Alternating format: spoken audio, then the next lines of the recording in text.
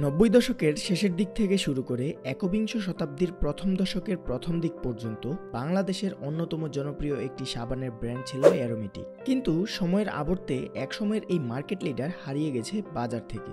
কিভাবে হারিয়ে গেল অ্যারোমেটিক বিউটি সোপ সেটাই জানার চেষ্টা করব আজকের ভিডিওতে।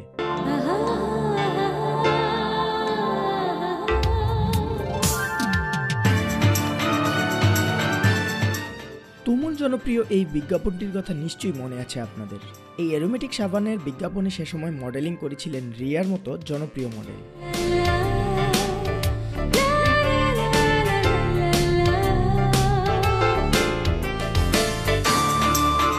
অ্যারোমেটিক বিউটি সোপ, স্বপ্ন আসে সত্যি হয়ে।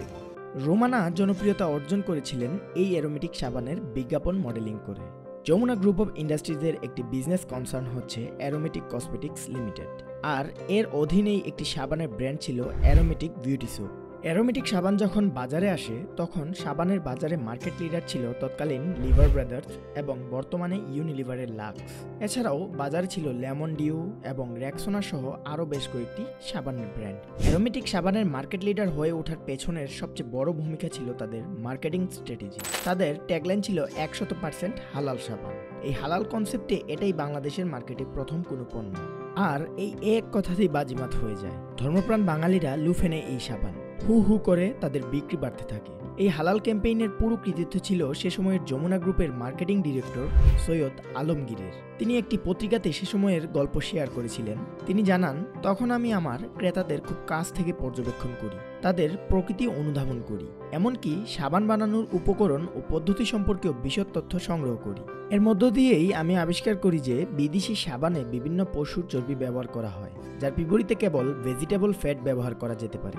ব্যাস, আমি সেটাকে কাজে লাগাই এবং আমার পণ্যের স্লোগানে জুড়ে দিই সেটা। তাদের এই স্লোগান যে কি পরিমাণে প্রভাব ফেলেছিল সেটা আমরা যারা সে সময়ের আছি আমাদের সবার নিশ্চয়ই মনে আছে।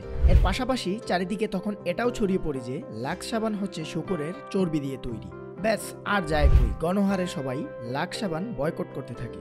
অবস্থা এমন দাঁড়ায় যে বিক্রি কমে যাওয়াতে লাক্সের ফ্যাক্টরি কয়েক মাস বন্ধও রাখতে হয়। কিন্তু মানুষ সবসময় নতুনত্ব খুঁজে, এক জিনিস দিয়ে মানুষকে বেশি দিন ভুলিয়ে রাখা যায় না। যমুনা গ্রুপও এই হিউম্যান সাইকোলজি অনুধাবন করতে ব্যর্থ হয়। ওইদিকে যমুনা গ্রুপের মার্কেটিং ডিরেক্টর সৈয়দ আলমগীর, যাকে বাংলাদেশের বিপণন জগতের গুরু বলা হয়, তিনিও কিন্তু ততদিনে যমুনা গ্রুপ ছেড়ে এসিআই লিমিটেডে চলে গিয়েছেন। ফলে তারা একজন দক্ষ লিডারের অভাবও ভুগতে শুরু করে। আর একটা ব্যাপার তো আমরা সবাই জানি, আমরা বাঙালিরা হলাম হুজুগে বাঙালি। ফলে এই হালাল হুজুকেও সবাই গা ভাসিয়ে দেয়। একের পর এক সাবান আসতে থাকে নিজেদেরকে হালাল দাবি করে। এমনকি কিছু কিছু কোম্পানি তাদের সাবানের প্যাকেটের গায়ে আরবি হরফেও হালাল লিখতে থাকে। ফলে যা হওয়ার ছিল ঠিক তাই হলো। অ্যারোমেটিকের পালে হাওয়া কমতে শুরু করলো এবং বাজারে সেই পুরনো খেলোয়াড় লিভার ব্রাদার্সের কাছে মার্কেট শেয়ার হারাতে শুরু করলো। বিক্রি যখন পড়তির দিকে, তখন যমুনা গ্রুপ যুদ্ধে হেরে যাওয়ার আগেই রণে ভঙ্গ দেয়। 2005 সালে তারা সাবানের এই ব্র্যান্ডটিকে বিক্রি করে দেয়। তারা বুঝতে পেরেছিল ইউনিলিভারের সাথে প্রতিযোগিতায় টিকতে পারবে না।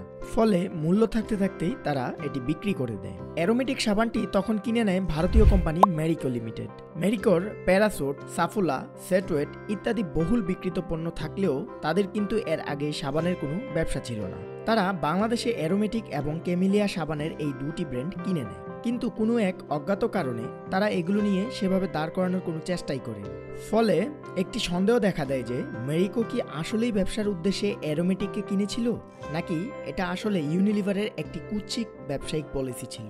অনেকেরই ধারণা আসলে ইউনিলিভারই তাদের প্রতিদ্বন্দ্বীকে চিরতরে শেষ করার জন্য মেরিকোকে দিয়ে প্রতিষ্ঠানটিকে কেনায় এবং বাজার থেকে চিরতরে হারিয়ে দেয়। এমনটা যে এর আগে কখনো হয়নি তা কিন্তু নয়। পৃথিবীর অনেক দেশেই ব্যবসায়ী প্রতিদ্বন্দ্বীকে এভাবে শেষ করে দেওয়ার নজির রয়েছে। তাই এই সম্ভাবনাকেও একেবারে উড়িয়ে দেওয়া যায় না। তবে দিন শেষে এটাই সত্যি যে যমুনা গ্রুপের অদূরদর্শিতা এবং নতুনত্বের অভাবেই অ্যারোমেটিক সাবান মার্কেট লিডার থেকে একেবারে বিলীন হয়ে গেছে। আরেকটি ব্যাপারও সত্য যে দিন শেষে গুণগত মান এবং স্মার্ট স্ট্র্যাটেজি যে কোনো ব্যবসাকে টিকিয়ে রাখতে পারে। ধর্মীয় আবেগ অনুভূতি ব্যবহার করে হয়তো সাময়িক একটি ফায়দা পাওয়া যায়, কিন্তু সেটা বেশি দিন স্থায়ী থাকে না। অ্যারোমেটিক সাবানের এই গল্প মার্কেটিং বিস্ময়জনক ফিলিপ কটওয়ারের প্রিন্সিপালস অফ মার্কেটিং বইটিতেও কেস স্টাডি হিসেবে স্থান পেয়েছে।